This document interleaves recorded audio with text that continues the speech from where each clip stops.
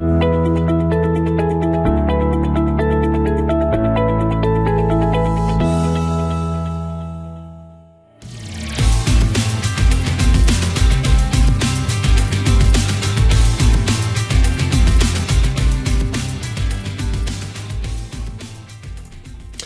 welcome everyone to this latest Silicon Security Day. I am David Howell, the Editor-in-Chief here at Silicon UK, and I'll be your host throughout the event. Ransomware has become a major threat to business security, seeing significant rises in attacks over the past 2 years. What is clear for all enterprise leaders is that ransomware is a clear and present danger to their businesses. Over the course of this new Silicon Security Day, we'll explore what post-pandemic security means for your business, what practical steps every company can take to identify attacks, minimize their impact, and develop preventative intelligence systems that can watch a business's digital landscape for potential threats. I'm sure everyone that attends today will leave with an action plan to combat the threat of ransomware in their businesses. Our first keynote speaker today is Roger Grimes, a data-driven defense evangelist at KnowBe4. Roger's keynote is titled Nuclear Ransomware 3.0. Ransomware is getting much worse and how to defend. There is a reason more than half of today's ransomware victims end up paying a ransom. Roger will cover why data backups, even offline backups, won't save your business, evolved threats from data theft, credential leaks, and corporate impersonation, why ransomware isn't your real problem, and how your end users become your best last line of defense. Welcome, Roger.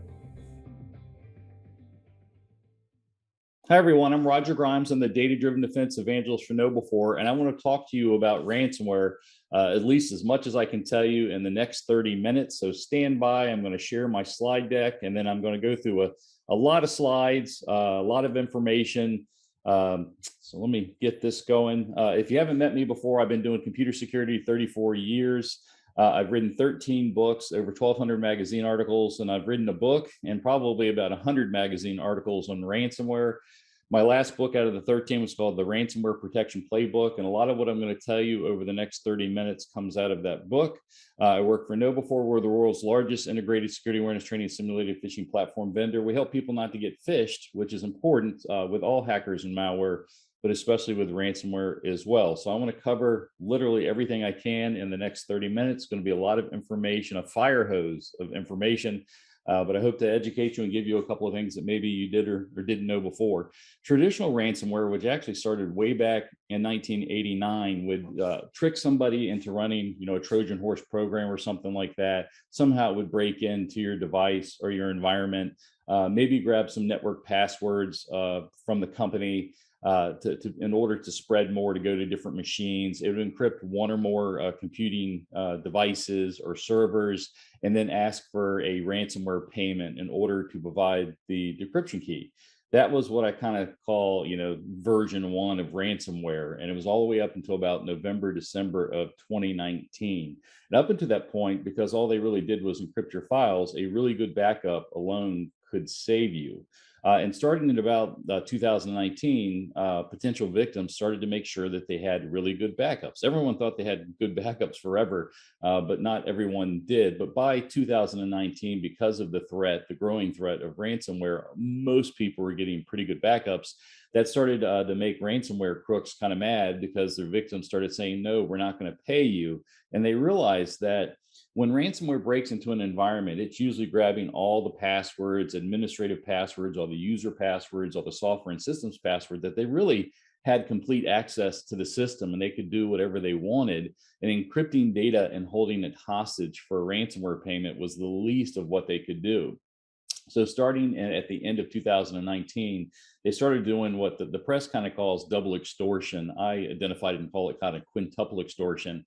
What they do today is they'll break in, look around and steal lots of data. They'll eavesdrop on emails. They'll steal passwords for everybody. Like if you're an employee and you're checking your bank account or your stock account or your medical account, they're getting, or if you're on Facebook or Twitter or Instagram, they're getting all of those passwords.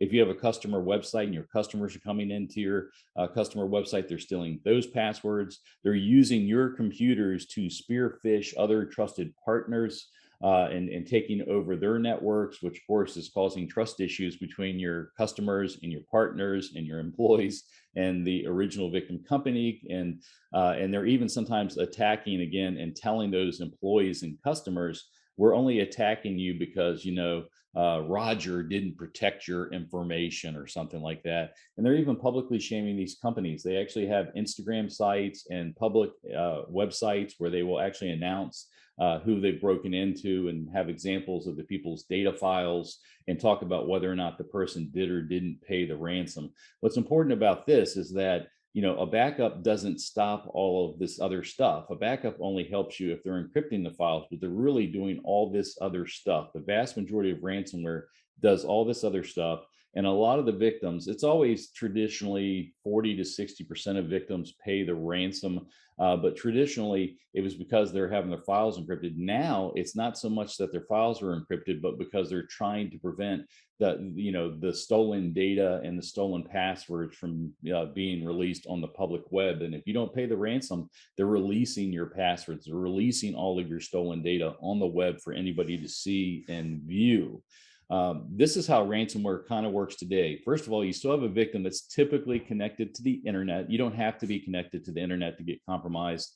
Some of the ransomware groups like mail USB keys to companies and trick people into installing them. Sometimes they bribe employees, but most of the time the first victim in that organization is connected to the internet. They usually get tricked into downloading a Trojan horse program, or the attacker finds unpatched software, or the attacker knows or guesses at the victim's password. Those are the three main ways that ransomware attackers get in, and we'll cover that more again. But either way, this Trojan horse program gets into the first device on the network. It modifies the device so it can live during a reboot. Then it usually collects the passwords it can find on that device. Certainly, if there's any passwords you've saved in your browser so you can log in more easily the next time they take those. They upload them across the internet to what's called their command and control servers. Those command and control servers are usually just other random companies' computers that are compromised, or it's people's computers sitting at home. Thousands and thousands of people think that their home computers and home networks are slow, and they're blaming Windows. Like, oh, I hate Microsoft Windows, it's so slow. Or they're blaming their internet service provider, saying, oh, my internet connection's so slow. But what they really don't realize is that their network and computers are being used as part of a massive botnet command and control center network hive to attack other companies and people. So the program, the original Stager program, will send the passwords out that it collects to those command and control servers. It will announce to the command and control servers what company it's broken into. It will usually download at least 2 other malware programs that are completely unrelated to it, install them in 2 other places, so that if the victim's antivirus detects one of the versions of malware, it doesn't detect the other 2. And let me say, all 3 are usually undetectable by antivirus. They're typically the malware writers are keeping track of what antivirus programs can detect their malware programs. Many of them will follow a site called VirusTotal. Google has a free website called virustotal.com. You can go there right now, www.virustotal.com. It's running 83 antivirus engines, and the developers, the malware developers, and ransomware developers will keep track of it and say, hey, if one or more of these 83 antivirus engines are starting to detect their malware programs, then they will update the program or tell it to re-encrypt itself. Doing that, the ransomware programs and the other programs are oftentimes in network environments 8 to 12 months, sometimes years, without being detected. They'll go around installing themselves on more machines. They will collect as many passwords as they can. Remember, the average dwell time of a ransomware program is 8 to 12 months, although it is shortening a little bit. But during that time, anybody that's on the company network or on their company devices that are putting in passwords going anywhere, they're collecting those passwords. So if you buy something off of Amazon, they're getting your Amazon password. If you go to your bank account, your stock account, they're getting those passwords. Eventually, the hacker ransomware gang will log into the command and control servers and then check on to see who they broke into. And they can have a list. They have a list of different things the malware is broken into. They can choose what networks they want to go into.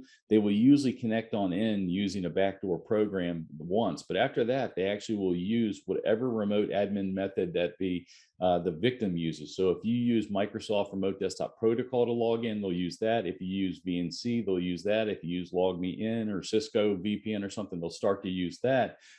So that way they're slipping in under the radar.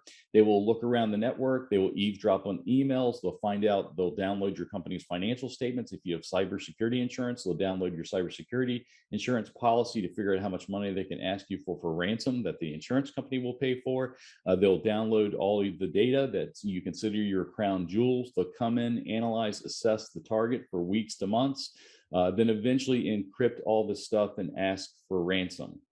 This is how most ransomware works today, 84, 86% of it. That it comes in, gets compromised by malware, invites the hacker in, they come in, survey the compromised network, and then figure out how much money they can charge you for the ransom and steal data and email and passwords and say, if you don't pay us, we're going to release that to everybody on the internet. And if you don't pay, they do release it on the internet and start attacking your customers and your employees and things like that. They frequently are stealing the data. Again, about 86% of the time, they're taking things and stealing things and either using it against you or threatening to use it against you if you don't pay them. Again, it started back in November 2019. This Maze ransomware started it, and they started to make many, many millions of dollars. So other ransomware groups started to do it in about December of 2019. So different ransomware groups like, hey, that guy's making a lot of money. They want to make a lot of money. So one by one, most of the ransomware groups have now done this. And it's really common. They're stealing data from everybody, including the biggest companies in the world. This is a report from the end of last year saying that 81% of ransomware attacks involved the leaking of exfiltrated data. Today, that's up to 84 to 86%. So if you get by ransomware that only encrypts your files, count yourself lucky, because that's the dumb stuff. Most ransomware is stealing your data, stealing your passwords, and exploring your network to figure out what to steal before they take it. They steal your credentials again, not only the company credentials and company stuff, but any sort of stuff. It used to be that ransomware just stole network credentials so they could spread around and infect more computers, but now they're stealing everything from any password that they can find here.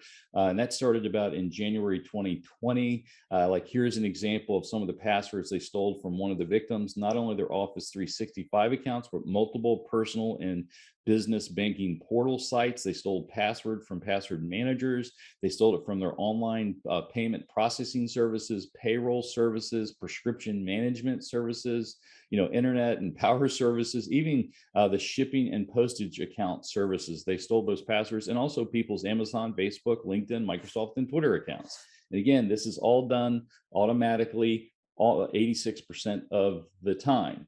They also, if the original victim company doesn't pay, they will actually target the employees and say, not only did Roger Grimes not protect your information, he didn't want to pay 2% of net revenues to protect your data. So now we're going to ask you for ransom. And if you don't pay us, we're going to leak your personal information to the internet. And again, if people don't pay, they oftentimes do. They threaten customers, the same thing, the customers of that company. So again, if the original victim company doesn't pay, they will actually take it out on the employees or customers, which is going to cause trust issues.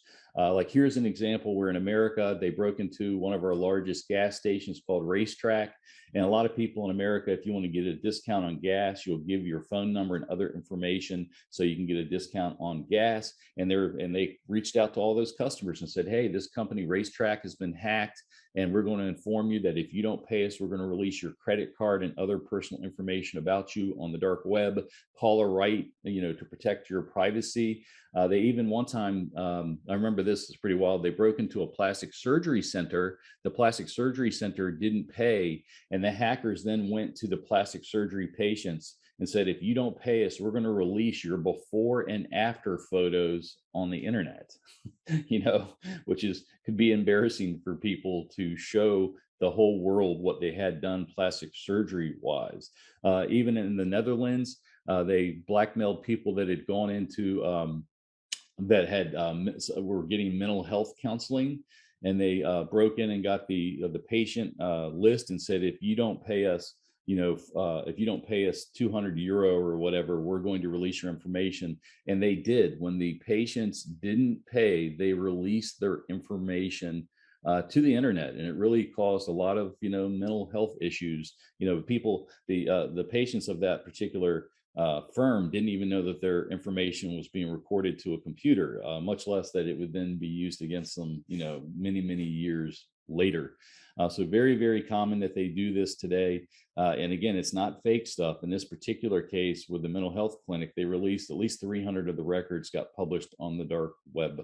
And again, they'll use your own computers while they're in your company. They'll use your computers. They'll pick up emails and figure out which emails go to what other people, and then they'll send fake emails claiming to be, oh, here's a document that was related to the project we're working on, you should download it. So it makes it more likely that your trusted partners or vendors will open and then launch that information, causing themselves to be infected by ransomware, which is then causing a problem. They publicly shame most of their victims these days. They have Instagram and public websites and websites on the dark web and stuff like that. Here's one of the most common ransomware groups at the time, Maze, and they'd say, oh, we broke into this company and that company, and they'll say whether or not, they'll usually put examples of the data files. They'll say, like, here they are, where they're on Instagram saying, hey, we broke into this company. In this case, the company was Kenneth Cole, a fashion house in the United States, and said, if here they give an example of the data. They're like, we stole the data for the employees, and here's an example of the stolen data. And if you don't pay us, we're going to release all this information. And they even announced, like, hey, Kenneth Cole Productions, they are good guys who value their reputation. Be like Kenneth Cole and take care of your nerves and the money. That was the ransomware group announcing that, that this Kenneth Cole had apparently paid the ransom. And again, if you don't pay the ransom, they publicly shame you more and then release all your data and harass your employees and customers. So that is what ransomware does today, 84 to 86% of it. And if you want to stop that ransomware from exploiting you, remember, a tape backup is no longer saving you. You have to stop how it breaks in. If you want to stop somebody from breaking into your house, you better figure out, are they coming through the windows, the doors, the floors, the walls, the ceiling, the roof? Well, here is how all hackers and malware break into every device today. I've been tracking this for 22 years. This is the 13 ways that any malware or hacker can break into any device. It covers every single attack I've ever seen in my 34-year career. The trick of this is you have to figure out what are the most likely ways that they could break into your company. And I can tell you, since the beginning of computers, it's the most common ways are social engineering and unpatched software, followed by password issues today. Social engineering is involved in at least 50% of ransomware attacks and 70 to 90% of all successful data breaches, period, whether it's ransomware or not. Unpatched software is involved in about 20 to 40%. And those two things by themselves account for 90% of the risk, 90 to 99% of the risk, meaning if you do not take care and successfully fight social engineering and better patching your software, whatever else you do is not going to work. A VPN is not going to save you. Antivirus is not going to save you. Your firewall is not going to save you, because those two things by themselves, which are at least 90% of the risk, are not stopped by those other things. The third thing that kind of changes over time. Back when I first got into computers, it was DOS boot viruses. And I would tell people, make sure you pop the disk out of the floppy drive before you reboot your computer. But today, the third most likely risk is password issues. Usually because people have reused the same passwords they use at work on other websites, the attackers get those passwords and then use them against the company, or they do password guessing.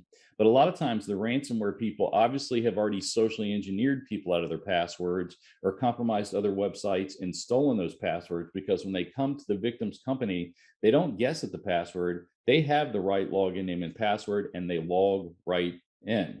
Those three things there, social engineering, unpatched software, and password issues, account for 99% of the risk for sure. And if you don't fight those two or three things, you are not going to stop ransomware, you're not going to stop hackers, and you're not going to stop malware. If you do a good job of focusing on those three things, you're going to be far less likely to be successfully exploited.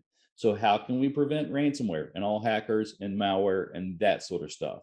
Well, the first step is make sure you communicate to everybody on your team and senior management how a backup alone is not going to save you anymore to fight ransomware. It never could save you. It was never a defense. A backup was recovery. But these days, because ransomware is stealing your data and your passwords and things like that, and all the other stuff they do, a backup for sure is not going to save you. A lot of people are paying the ransom simply to prevent their private data from being and passwords from being released publicly. So that's what to get through. And also recognize that ransomware isn't your real problem.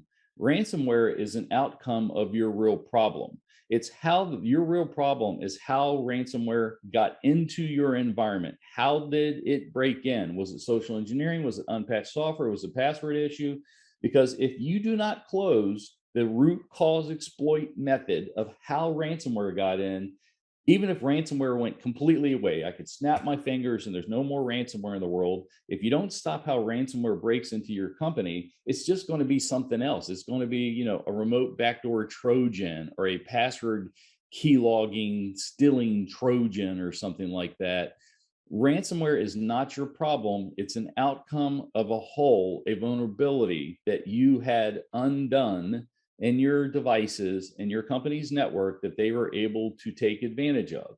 And if you do not close the root causes of how ransomware gets in, you're not going to be able to stop ransomware and other things from breaking into your company. So here, if you've fallen asleep, pay attention here, because this is the best computer security advice you're ever going to get. This is how you stop all hackers and malware and ransomware best from breaking into your own devices, into your company's devices. Number one, you have to create the best combination, defense in depth combinations of policies and technical defenses and education to mitigate social engineering. Don't care how you do it, but social engineering is involved in 70 to 90% of all successful malicious data breaches. And if you don't stop social engineering, then you're not going to stop hackers and malware. So you need to best concentrate on how to mitigate social engineering, whatever that takes. Number two, you need to patch internet accessible software that is likely to be exploited by attackers. Unpatched software is involved in about 20 to 40% of all successful malicious data breaches. And if you want to ask yourself, well, what software are the hackers exploiting? Well, in the United States government, our head cybersecurity agency, it's called the Cybersecurity Infrastructure Security Agency, started creating a new list called the Known Exploited Vulnerabilities Catalog. And whether you're in the United States or not, I recommend that you subscribe to that list. Let me say it again. Its name is the Known Exploited Vulnerabilities Catalog. That is a list of every software program that the United States government knows that is being exploited by any attacker against any site. Last year, there was over 20,142 different software firmware vulnerabilities that we were told that we had to patch. But the trick is only about 2 to 4% of announced vulnerabilities are ever used by any attacker in the wild against any real world company. But if you subscribe to the CISA Known Exploited Vulnerability Catalog list, they literally tell you every day and every week, here's the software that's being exploited by hackers. And if you have that software in your company, you need to make sure it is patched. Number two, you need to use non-phishable, phishing-resistant multi-factor authentication wherever you can. If you're like, Roger, what does non-phishable MFA mean? Well, 90 to 95% of multi-factor authentication is easily phishable, bypassable by a simple email. And you should not use, if you can avoid it, you should not use easily phishable MFA. You want to use non-phishable, phishing resistant MFA wherever you can. If you're not sure what that is, I actually have a LinkedIn article there. I actually keep a list of every MFA solution and type of solution that is phishing resistant. And you should, to the best of your ability, use phishing resistant MFA wherever you can. You cannot use MFA everywhere, and where you can't, you need to use a unique, long, complex password that is different for every website and service.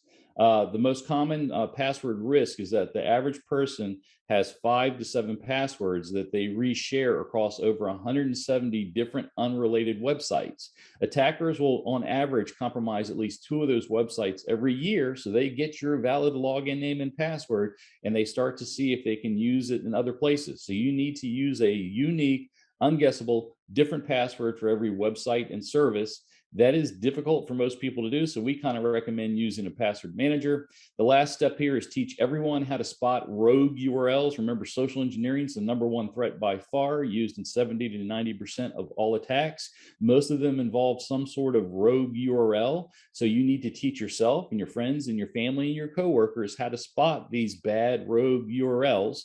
If you're not sure how to do that, how to teach that, that first link I have there is an article where I discuss the top 12 tricks that hackers use to trick people into clicking on rogue URLs. That bottom link there is a 1-hour webinar if you want to see that, if you want to be bored by me for an hour. But I do give like 55 different examples of rogue URLs and teach you explicitly how to tell the difference between a good URL and a bad URL. So that's it.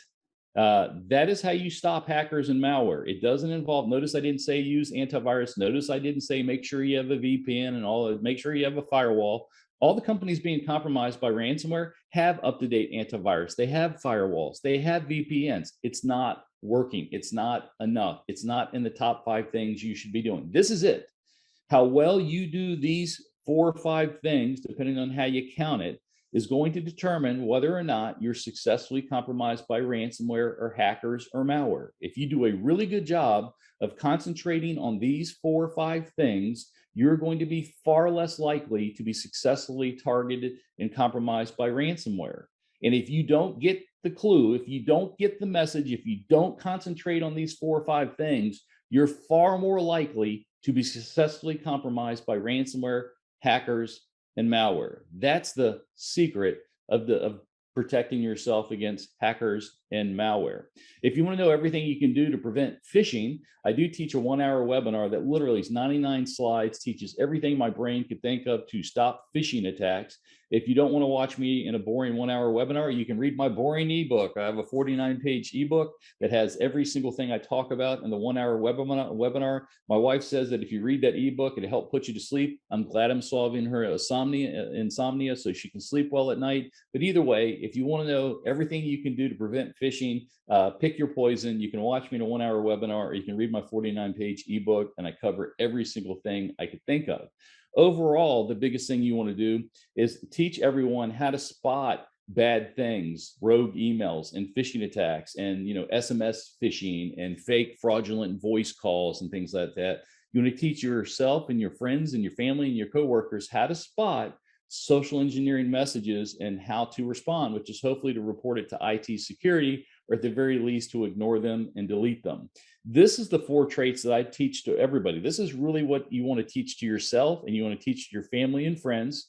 The 4 traits of a scam, and that's whether the scam comes to you in an email, is on a website, comes to you in an SMS message, or someone's calling you. No matter how it gets and arrives to you, you want to create a culture in your company that teaches people to have a healthy level of skepticism, that teaches these 4 things. Anytime a message arrives unexpectedly, meaning you didn't know it was coming. Almost every scam message, not all of them, but almost every scam message is some message that arrives to the potential victim that they were not expecting. Is the message asking you to do something that you've never been asked to do before by the sender? So even if you know the sender, remember ransomware and stuff, they're breaking into people's computers that we know and sending us spear phishing messages. But are they asking you, is the sender, no matter who they're pretending to be, or are they asking you to do something that you've never done before, like open this, download this PDF, or change bank wiring instructions, or buy gift cards, or whatever it might be? Does the message include a you need to do it now stressor? They're telling you need to do it now or we're going to lose the business. You need to do it now or we're going to lock out your account. You need to do it now or you're going to, we're going to lose this customer. If you have a message that has these 3 key traits, it arrives unexpectedly, they're asking you to do something for the first time, and includes a stressor event, you need to slow down, especially if the request is malicious, can perform in it harm your interest or your company's interest. Any message with these 4 traits of a scam, should be independently verified before you perform it. You can't trust email, you can't trust SMS, you can't trust anybody calling you on a phone. It could be a deep fake for all we know. But anytime you have a message communicated to you with these 4 things, you need to stop and not do it right away. You need to call the person that you think you're dealing with a known good phone number. You need to go directly to the website and not click on the link, but you need to teach everyone in your company to be skeptical of any message, no matter how it arrives, that has these 4 traits, so that you can help protect them and protect your company. If you're interested, you can download this Red Flags of Social Engineering. It covers the 22 most common red flags of a social engineering email. This is a really cool PDF poster. You can download it and print it and send it to anybody. You can go to this link at the bottom of the page to download the 12 most common red flags of rogue URLs. So this is the 12 tricks that hackers use to get you to click on a rogue bad URL link. Again, this is a PDF. You can print it up and send it to everyone. Also, my password policy advice: use non-phishable, phishing resistant MFA wherever you can. Use MFA wherever you can.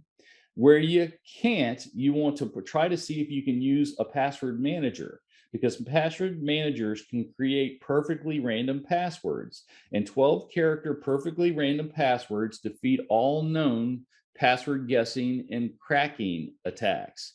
But human beings have a hard time creating perfectly random passwords, but password managers don't. If you must create a password, if you want to be super secure, your password should really be a passphrase or pass sentence and at least 20 characters long. Why? Because I know lots of hackers that are routinely breaking 18-character human created passwords. Let me say this again. I know lots of hackers that are regularly breaking, cracking, guessing 18-character human created passwords. So if you want to be really secure, you need a 20-character password. What I optimally think everybody should use MFA wherever you can. Use your password manager wherever you can, because it can create those long, complex passwords, perfectly random passwords. And then really, if you're able to do that, you really only need to create 2 long human created passphrases. That'd be 1 to log into your device if it doesn't support MFA, and 1 to log into your password manager if it doesn't support MFA. And then everything else is handled by MFA or your password manager. That's my advice. It's good advice. Again, I work for KnowBe4. We're big believers in training your end users and how to recognize and avoid social engineering attacks. We know that people that do the training, that train their employees at least once a month and do simulated phishing tests, will decrease the percentage of people that will be successfully phished from about 30% to below 5% in less than a year. With that said, I know I've said a lot of information, a lot of things. If we don't get to your question today, later on when we take questions, feel free to email me at rogerg@knowbe4.com. If you email me, I will try my best to answer you within 24 hours. And also you can follow me on LinkedIn and Twitter. And with that, I'm going to finish. And thanks for putting up with me for the last 31 minutes. Well, many thanks to Roger for an informative and thought-provoking keynote. I'm sure that we've all learned why every business needs to pay more attention to ransomware, and also how you can defend your business from attacks. In our second keynote today, Marco Kirschner, a security specialist for SentinelOne, will discuss how your business can use AI and automation to fight back against ransomware that threatens your business. In Marco's keynote, he will cover how to understand REvil, DarkSide, and other ransomware groups and how they operate. Also, how SentinelOne's patented autonomous Singularity XDR platform can protect, detect, and remediate ransomware attacks with their patented one-click rollback. Welcome, Marco. Thank you very much, David. Much appreciated. Hello, everyone. My name is Marco Kirschner. I'm part of the technical team of SentinelOne. I'm leading the EMEA Central team for the solution architects. And I'm very excited to be here and talk around ransomware and what we can do to combat that ever-growing threat of ransomware. Now, I do have a couple of things prepared. First of all, we're going to show a little bit of a PowerPoint presentation, so a couple of slides only to set a scene.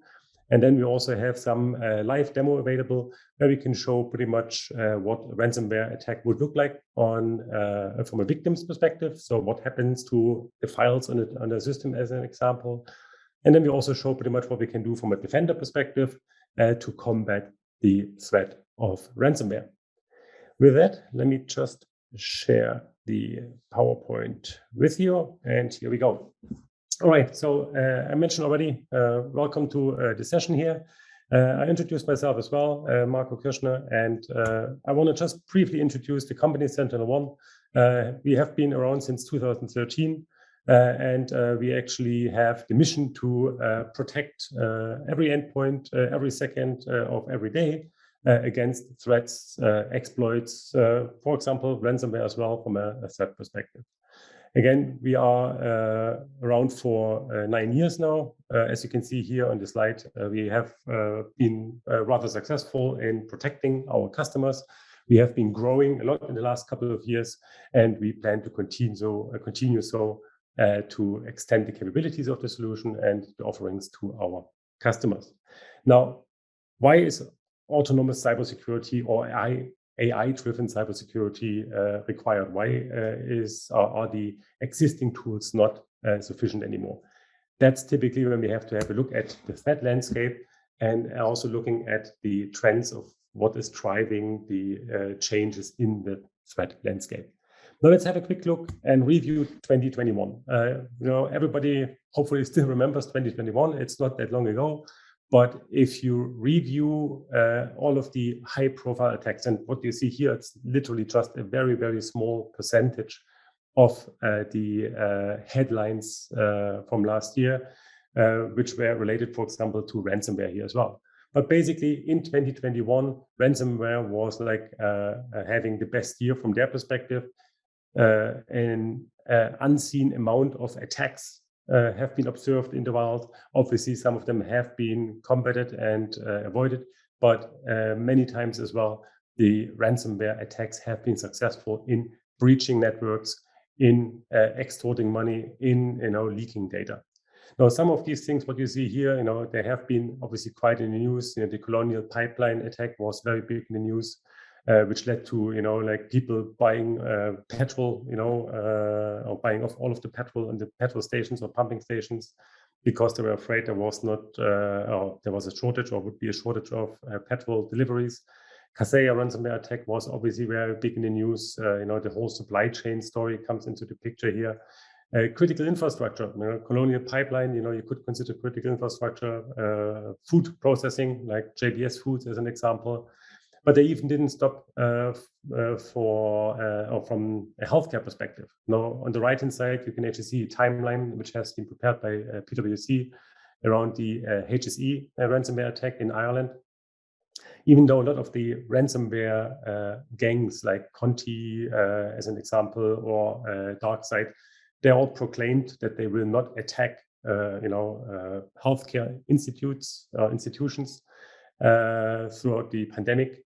But again, that was just a claim or a false promise, so to speak, as we can clearly see, because a lot of the hospitals or healthcare institutes have been successfully attacked as well. Now, that was 2021. And again, a lot of these things happened, the ransomware, obviously, or the ransomware operators, they use different TTPs, different methods to gain the initial foothold, gain the initial entry. We're not going to talk too much around that one at that point. We probably come back to it when we come to the demo. But 2022 is probably not going to be much different, in terms of the techniques and in terms of the impact they might have. Now, why do we see that one? So, what is actually driving all of these things? Now, one thing, the picture on the left is like, especially with the pandemic, there was this whole notion of working from home, right? A lot of companies had to shut their offices. Everybody was working home. Nowadays, it's actually working from anywhere, right?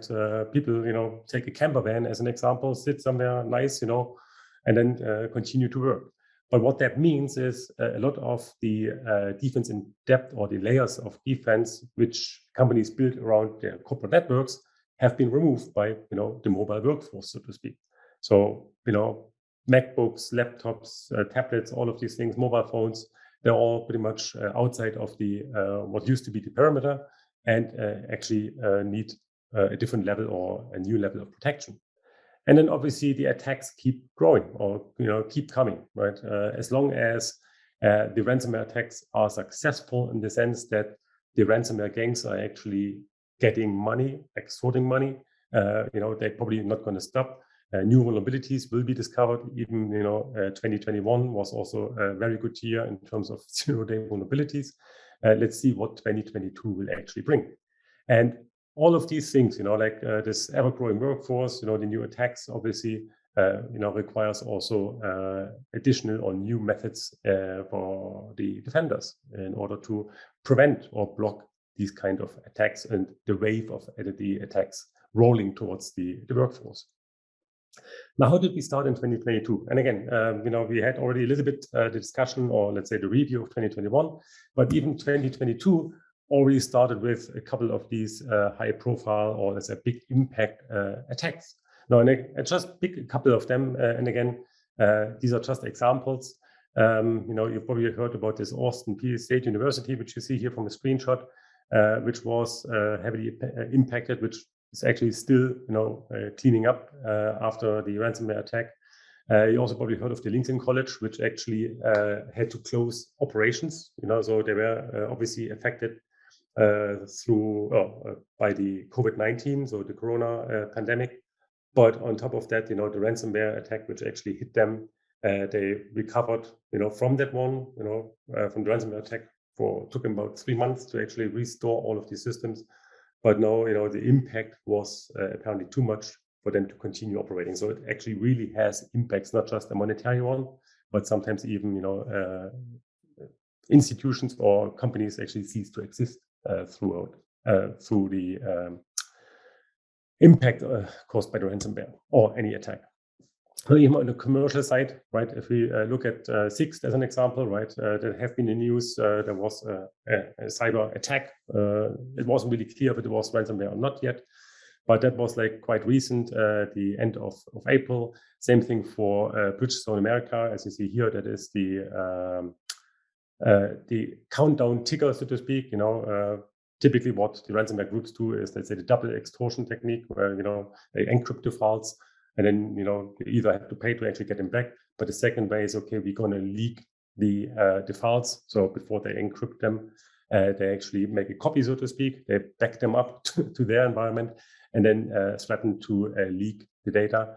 And then, for example, here we have that notice where it says, okay, it's only going to be, let's say, 1 day, 14 hours. And if you don't pay up, we will actually leak some of the data or all of the data publicly. So again, all of these things happened already in 2022. But again, it's not just the commercial or the educational sector, but even, let's say, sometimes, as we see here in the latest example, from a country perspective, right? So Costa Rica, as an example, declares national emergency after ransomware attack, where many of the different areas of the government networks have been affected. And again, now they're also struggling to regain control, and then recover the data, as an example. So again, that's just a little bit to setting the scene, explaining a little bit, what we have seen in 2021, and obviously you can see the trend continues into 2022 already.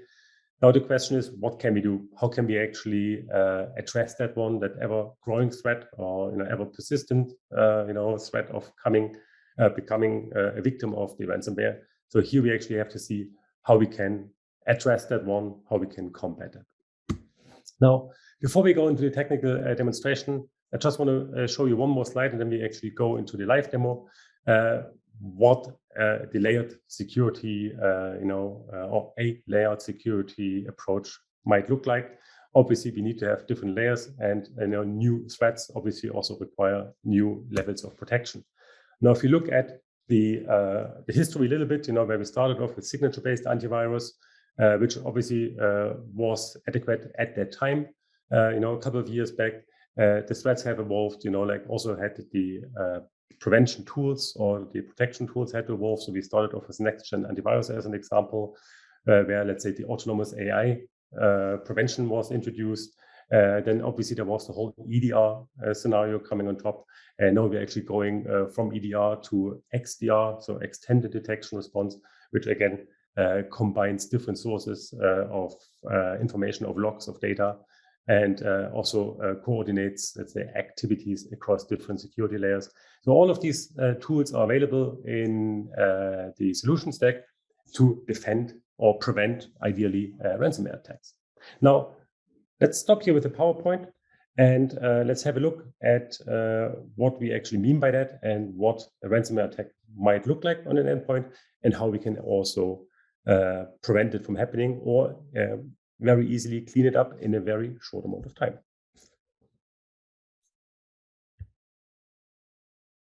All right, so let's start off with an example here.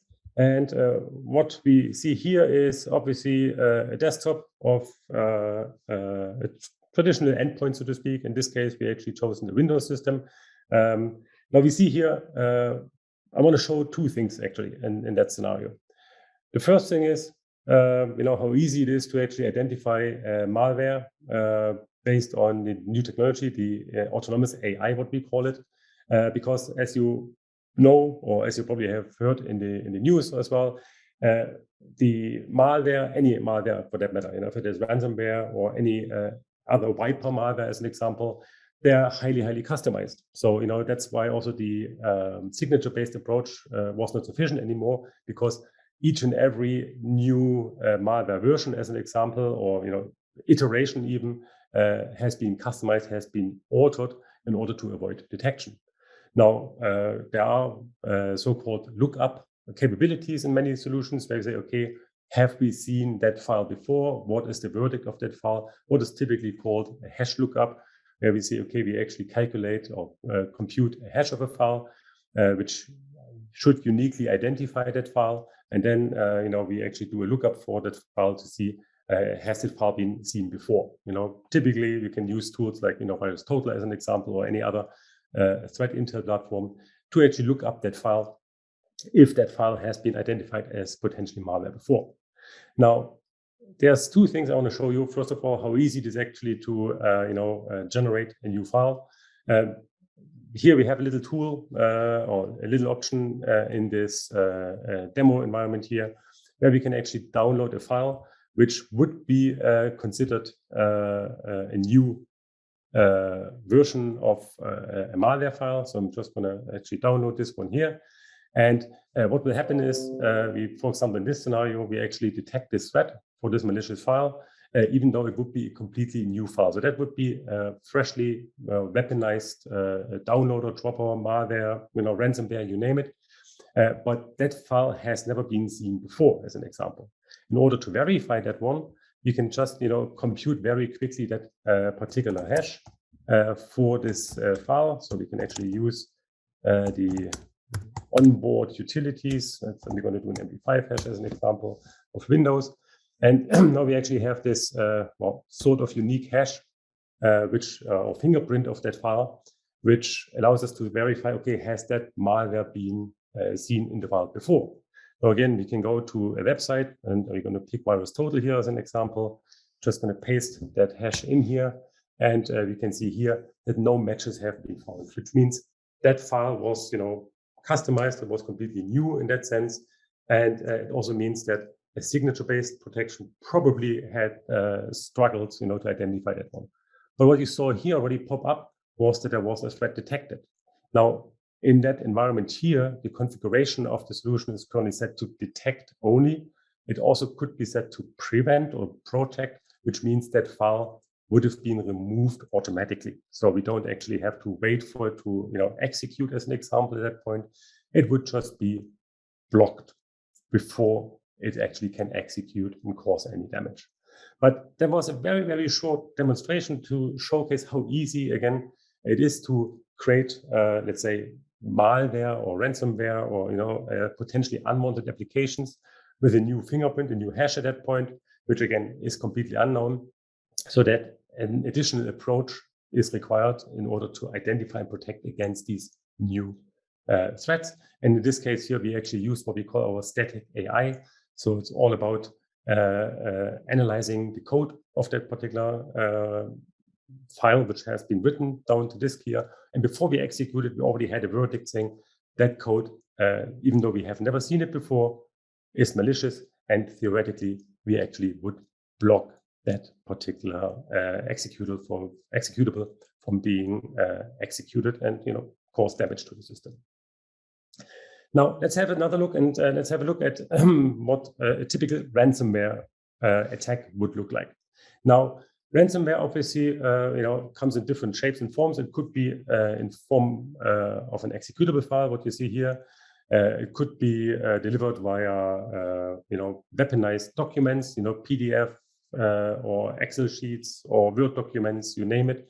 It typically also involves some social engineering in terms of phishing emails or spam emails, pretty much asking a user to do something, right? Either to click on something, download something, install something.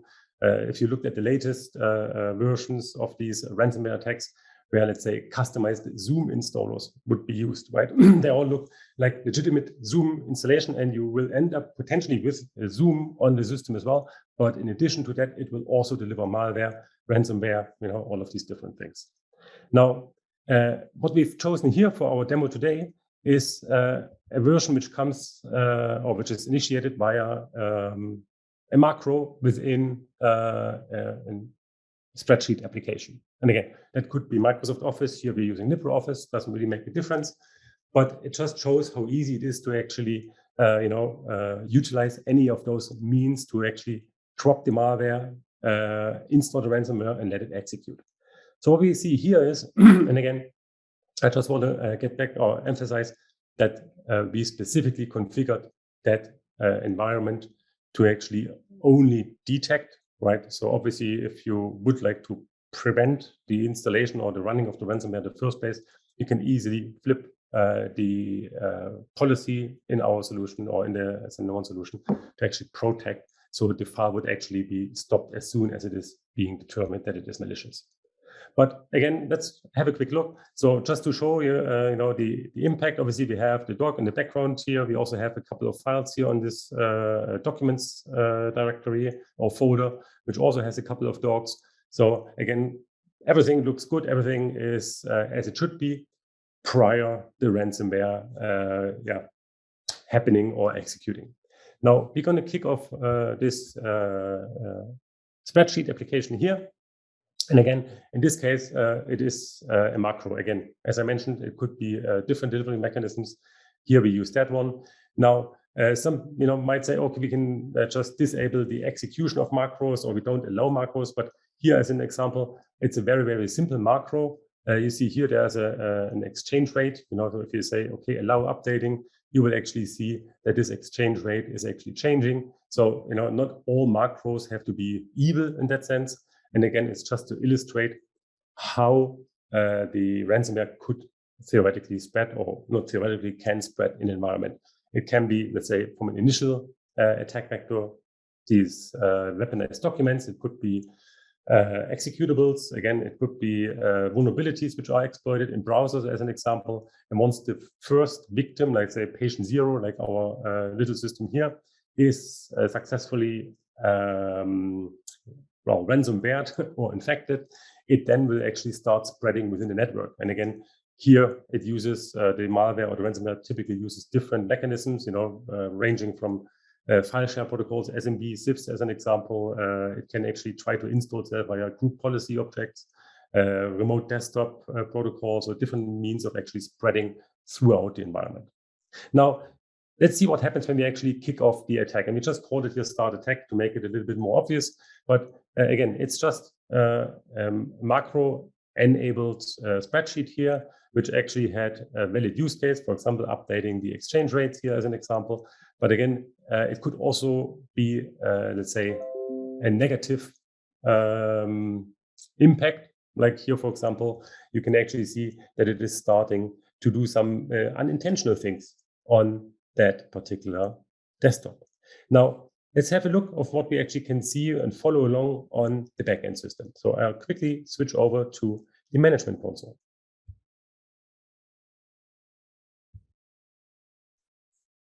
And here we are in the management console of the solution. Now we can actually look on the left-hand side, on the incident side, to see if something is actually happening already. And here we see, okay, we just had this exchange rates.ods. That was pretty much the file which we launched in LibreOffice on our system. Now, what you see here is what we call a storyline, like an overview of that particular thread. At the moment, we can also see that this particular one is considered suspicious. So it did start encrypting files as an example. It just starts to do certain things. For the keen observer, you saw it earlier, that it actually started installing some persistence mechanism in terms of doing a scheduled task on that system. Now, while I'm talking here, you can see in, let's say, near real-time updated our confidence level of that particular thread to malicious. So if you look at these threat indicators and you can follow along what that particular process on our machine is actually doing from within this console, we can very easily see what is happening. So we see that the exchange rates ODS, which is again the spreadsheet application, is detected dynamically, meaning we actually let it execute. You saw me clicking on that one, and it's now actually doing its evil deeds on that particular endpoint. Like, for example, again, we talked about persistence. And as you see here, we have all of these observed indicators linked to the MITRE framework. So you can actually very easily click on these links to actually get the matching MITRE attack framework details. So you see the persistence mechanism.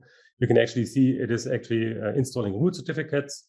It is trying to export certificates. And what else is it doing? It behaves like ransomware, right? It tries to delete shadow copies and encrypts files. So you see all of these things developing as the malware, or the ransomware in this case, is executing on the system. And sometimes, like the ransomware, runs faster or slower.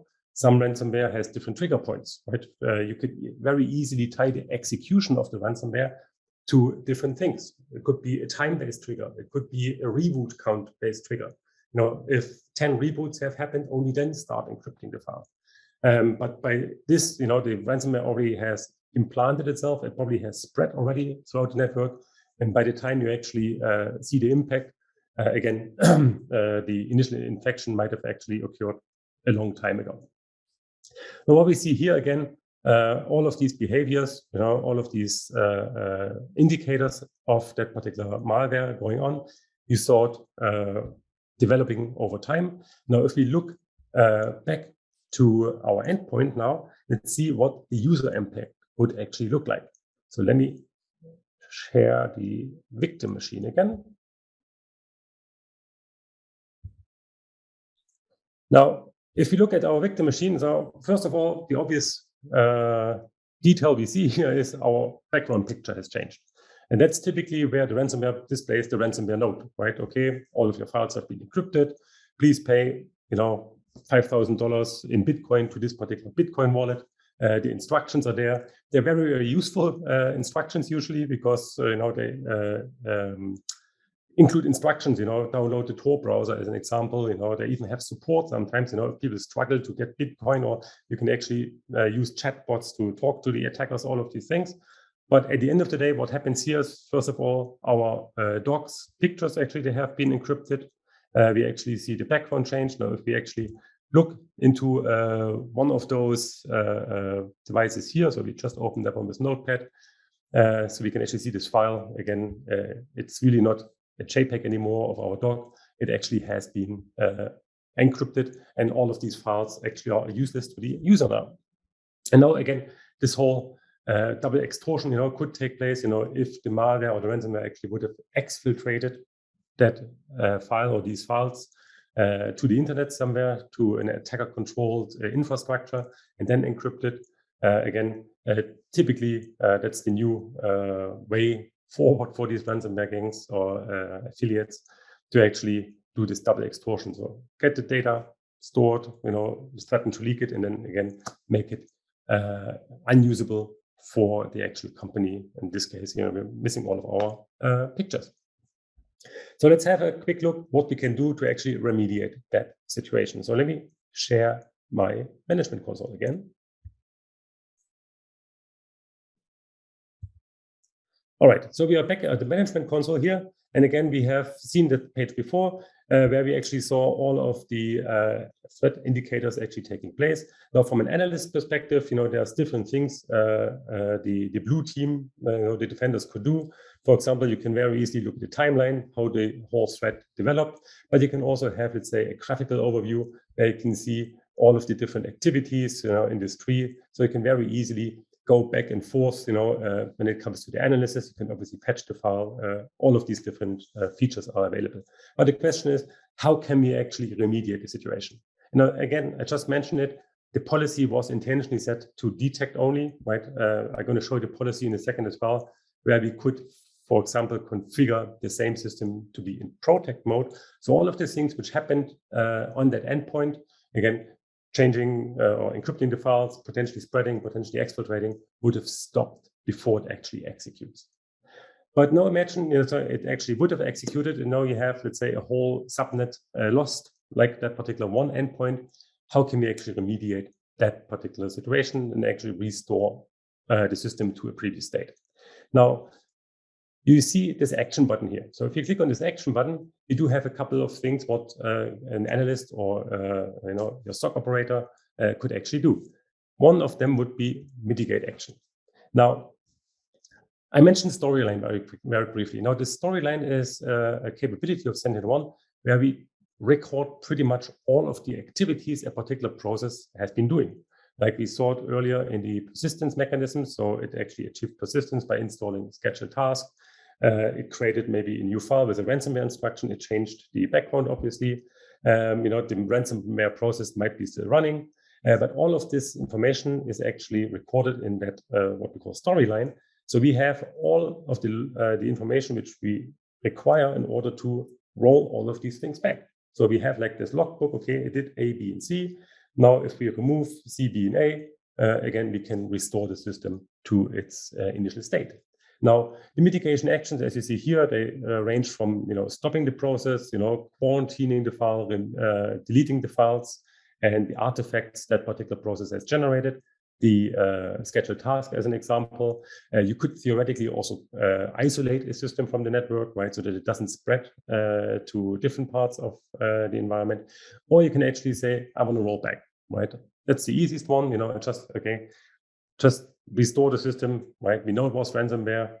The user clicked on something, as an example. So that's all been identified already. I just want very quickly and easily being able to restore the system so that that particular user or my company can continue its normal duties. So here we actually click on rollback. We're going to mark that threat as resolved as well. We could even add some additional notes. It was a true positive. We've seen this one. It was definitely ransomware because it actually removed all of our files and encrypted our files. And we can just hit apply here. Now, again, with that particular mitigation action, as you can see here already, it's now actually starting to clean up that system. It will, again, remove all of these things. So let me just quickly switch over to our desktop again so that we can actually see it in action. So here we are back at our endpoint. Again, that endpoint, as you can see here, it starts actually cleaning up. Bobby the dog is back. There comes our background image back with the other dog. So that system has been restored. All of my files are back. I can see the dog is here. There was another dog picture further up. There's this one here, the A dog. If you look at the file which we launched, that file was called exchange rate, not exchange rate 2. But that file has been also put into quarantine. It has been removed. And as a user, I can just continue work as before. And we pretty much, restored productivity, so to speak, cleaned up everything. And it feels like nothing really happened. Now, obviously, we have learned from that particular incident as well. So if that would have been a new version of a malware, and again, we talked about how easy it is to actually generate a new one, that particular file would automatically be blocked even before it would be executed. Any other file, if it starts to execute and our static AI, is not sure yet, but from a behavior perspective, it then identifies, oh, that is really, again, an unwanted piece of code. It can then automatically stop that particular or prevent that particular malware ransomware from running and also cleaning up. Now, let me quickly go one step to the console to show you how easy we can actually move that configuration from detect only to, again, I don't want that ransomware to run in the first place. All right, so here we are back in the console. So I just go back into the policy here. So we see I actually have a filter for unresolved and in progress files, not files, excuse me, threats. Again, that particular threat has been resolved. It's like it never happened from a user perspective. But if we actually go into the policy here, it's a very, very easy change, right? From going from detection to protection. So you literally just have to click on that particular button here. Now it actually would protect the system. So it would actually prevent these files from either being written or from being executed. And then as an administrator, the only choice you have is, or not the only choice, but you can actually decide, okay, how far would you actually like from a protection level, right? Just kill and quarantine, which means we stop the process. We can remediate. Again, remember, remediate was we will remove all of the dropped files from that particular malware or ransomware. And rollback is what you're actually seeing right now, where we actually just restore the system to its former working state. And then again, you could also theoretically disconnect the system from the network until it is, let's say, verified, or if you want to do some additional task on that one. So very, very easy. A very simple policy, right? Here's all of the engines which actually help you identify new malware, unknown malware, again, all based on our static AI, which is running on the endpoint, regardless if it is connected to the cloud, which is also very important, right? So even if you are, let's say, in an airplane and you don't have Wi-Fi in the airplane, and you just downloaded a file earlier, and it would start doing its evil tasks while being disconnected, it would actually still provide the same level of protection and detection. That's pretty much concluding the demonstration of the ransomware detection, protection, and cleanup. Thank you very much for your time. And yeah, we are happy to take any questions if there are any questions. Well, many thanks to Marco for his keynote, and also for that. I think that's interesting insight. How AI is transforming the detection of ransomware, and also how automated systems can help your enterprise mitigate the impact that these attacks can have. I'm sure you'll agree that the two previous keynote addresses today have been informative and very engaging. In this roundtable, we'll be considering ransomware in a bit more detail. We'll be asking, what are the key trends your business needs to pay attention to? How has ransomware evolved? And what practical steps can your enterprise take to mitigate the impact of ransomware attacks? I'd like to welcome Roger to the table, and also Marco. Well, thanks again for coming back to us. I know you've just literally just done your keynote, so I'm sure you're buzzing with that. But I'd like to sort of keep that impetus going for this roundtable discussion. We've looked at ransomware, kind of what that means, I think, in the business landscape. Both of you guys are sort of experts in your fields, and you're approaching, I think, the subject from some very interesting angles. I think what businesses need to be paying attention to, what the trends are, and I think more importantly, what you can do. How can you mitigate any potential attacks? I think that's kind of the core, isn't it? That's what businesses are trying to understand. But let's come to you first, Roger. I think when we say ransomware, for me, that can mean a few different things. But what I'd like to, I think, kick off this discussion with is really maybe a high level idea of, do you feel ransomware is a different thing today that maybe it was maybe just 2 years ago? Has the kind of attacks we see and the way that businesses need to react, is that a very different landscape?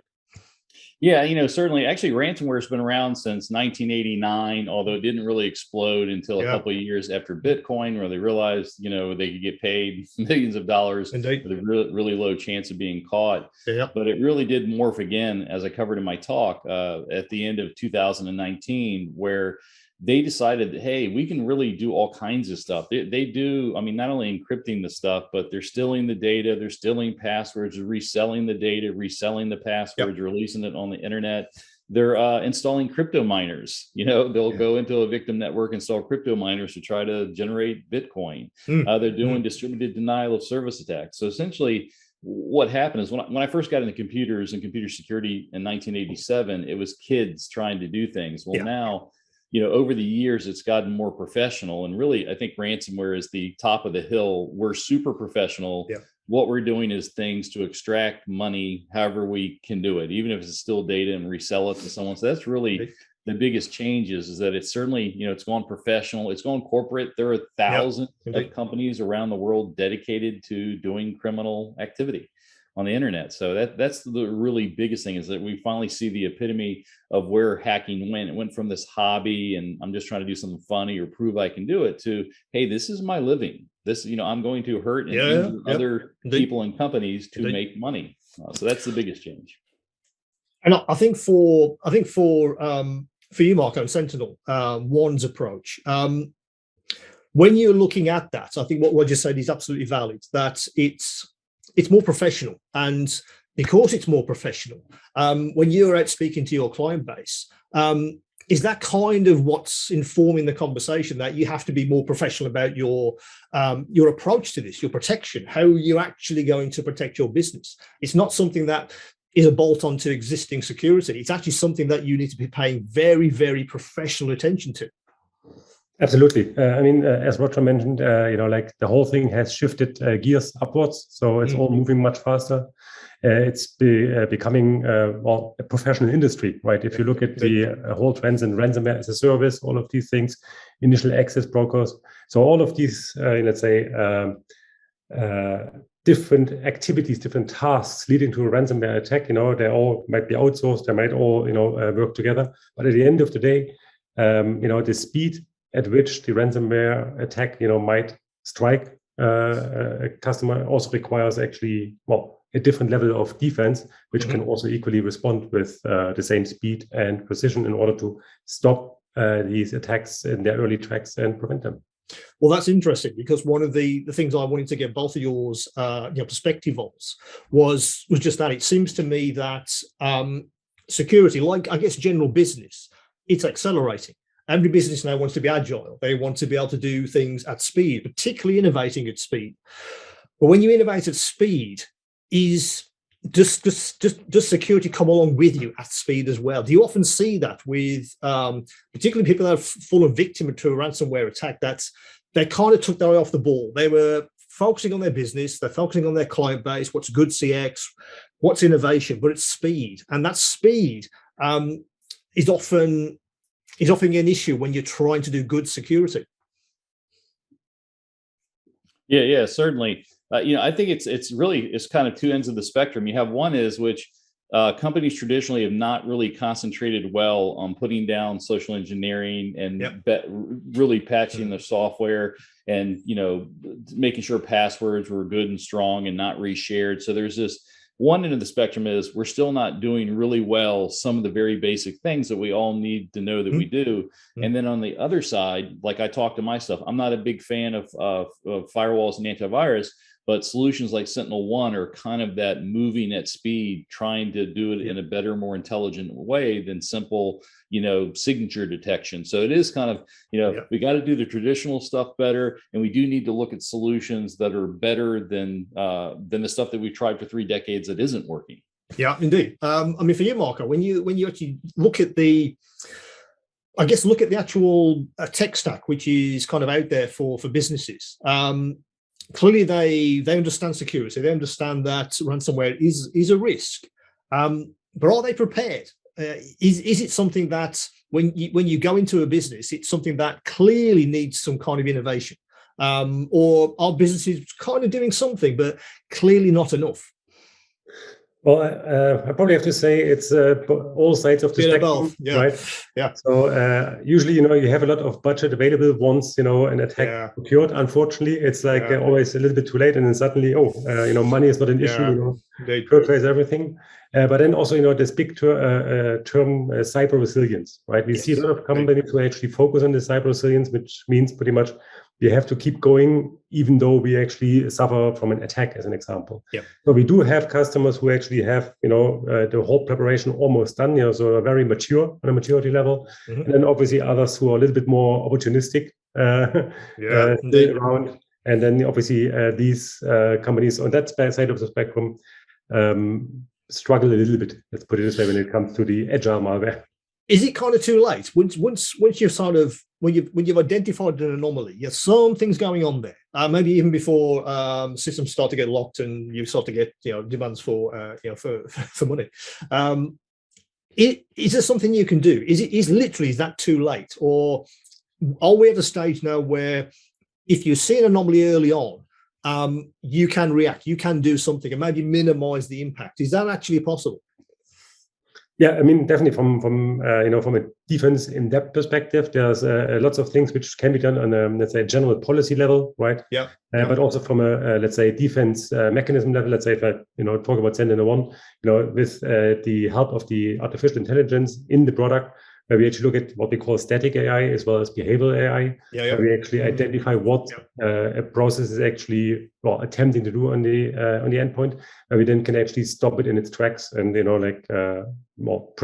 prevent worse things. Yeah.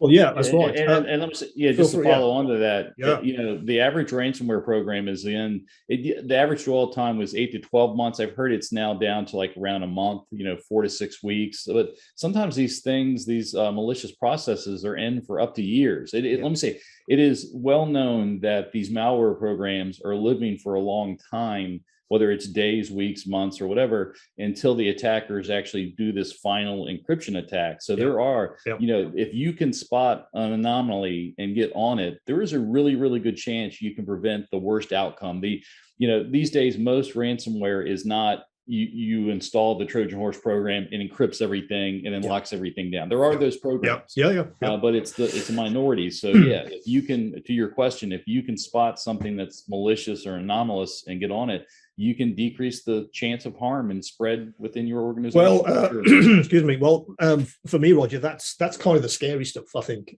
These kind of stealth attacks, where if you don't see an anomaly, or if the attacker doesn't make a mistake to create an anomaly, they could be in your systems for, as you say, months. I know. And I know people. That's the scary part.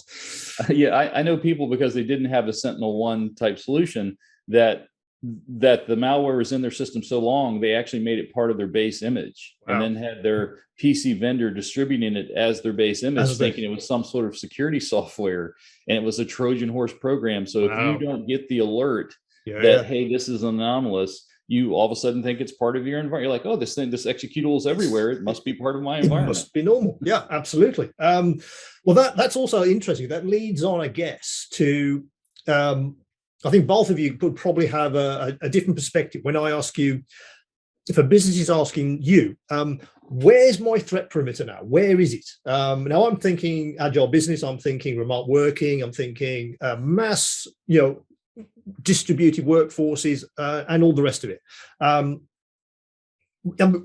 Where do you draw the line? Where do you see, for you guys, where is the threat perimeter these days? Well, if I go first quickly, I think each and every endpoint is the parameter nowadays. If you look back in times, where you had your big firewalls surrounding, like the chewy inside, so to speak, right? So once you're in, you see it. I mean, the whole thing with the zero trust movement, and the working from anywhere, right? It's not just working from home anymore. People, you see them sitting on the beach, with a MacBook or a laptop, and Zoom, and that's typically all some people need. So each and every of those endpoints is becoming the perimeter. And highly sensitive information, passes across, these networks, to these perimeters. I mean, for you, Roger, is it more is it kind of the human asset? That's kind of where you start with this. It's the education. Yeah. And let me say, it's always been the human, right? If there's our systems are fairly good. It's the humans that oftentimes we see are the weak link, but they can also be your asset. But going even back to your point, where is the perimeter? it's not only every device in Node, which is absolutely true, but it could be your kid, right? You're now working from home on a home network, and your kid's computer gets compromised, and then they get into your home network, and from that into your work computer. So it really has been to the human piece of it. Ultimately, I think when I get around and I discuss, how to solve the trying to make the internet more secure, far more secure than it is today. Most of the problems ultimately are these human problems, and how humans recognize things, treat things. And there's just some problems that are so difficult where a human can't solve it. Like there is so much software running on our networks today. I often tell people, you don't know what's running on your computer, much less what's in your network. And so you need these automated systems that can do the jobs better and faster than you can, because obviously we can't do it. I care about it more than most people, and I can't tell you what's running on my computer and if everything for sure is legitimate or needs to be needed and needs to be running. So we need to have systems that do things that humans absolutely can't do. Absolutely. And that's an interesting perspective, isn't it? Because I was thinking about this the other day, and looking at, I guess, what you can do with security, particularly ransomware, tools, etc., and what you can do to secure your networks and endpoints. Is there a happy ground here that every business has to find, where you don't lock stuff down to the point where it's unusable? You don't put handcuffs literally on your workforce because of security. You have to allow them to work efficiently, and your networks to be as secure as they can be. So do you often have that conversation? You say, this is where security needs to be, and this is how it's good for your business, but it can't be too far one way or the other. It's either too lax or it's too restraining. Finding that middle ground seems to me to be really a strategic thing that businesses must be looking at today. Yep, I mean, definitely. If you think about, the need to know or least privilege concepts, which we, had for years, pretty much, that you shouldn't have excessive administrative rights, as an example. I think that's still very much valid. Obviously, as you mentioned, you need to find the right way so that people are not hindered in their work. But sometimes we don't even have to go that far. A lot of times we actually meet customers or prospects, and they have to start with the very basics. What do I have in the network? What is actually my estate? And that's also, let's say, the first part where we say, okay, once you know the estate, then you can start securing it, and then we can actually talk about the middle way of being very restrictive or less restrictive to allow people to actually do their normal day. Yeah. The other thing I wanted to get your guys' take on as well, I think it links to that question that I think I've just posed. So I was looking at parallels with how you secure networks or you don't. I've been looking at a lot of stuff about Industry 4.0 at the moment, and how they are kind of thinking about how hosted services are good for their businesses, but how does security factor into that? I think what I'm talking about is kind of air gapping, in effect, which is what ultimately a lot of businesses are sort of saying. We air gap some systems because that's the ultimate security deterrent, isn't it? Well, is it really? Because as we move forward, hosted systems clearly are the future, and allowing businesses to be agile has to be that scenario. So kind of when we talk about ransomware, and we used to build bunkers around our servers and air gap everything so nothing could get in. That's not really a practical proposition anymore, is it? We have to think more holistically than that. Yeah, I mean, let me say air gap. A whole lot of places I know that have air gaps have been compromised. Either they don't have the air gaps that they thought they had, or there's an entire ransomware gang that lives by shipping USB keys. Wow. To people, and those USB keys come in very realistic packaging, and or if you look at the Stuxnet worm, right, it took down nuclear centrifuges. That was high security air gap network, and they compromised it with a So although I want to go back to the first thing about the right mix between security and agile. I really do. I've been doing this for 34 years, and I've just got this feeling that we need to make security win more often. Like this whole idea that we need to, hey, we've got to make this right mix. It hasn't worked. It's been 34 years. It's not working to have a gentle mix. I think we need to start erring on the side of having more security, because the outcome these days of a missing patch or a socially engineered person is ransomware that takes down your company for months to possibly a year before it's fully operational. Yep. We're not living in this gentle world anymore. We're living in this online world where single mistakes can be, very tough and expensive.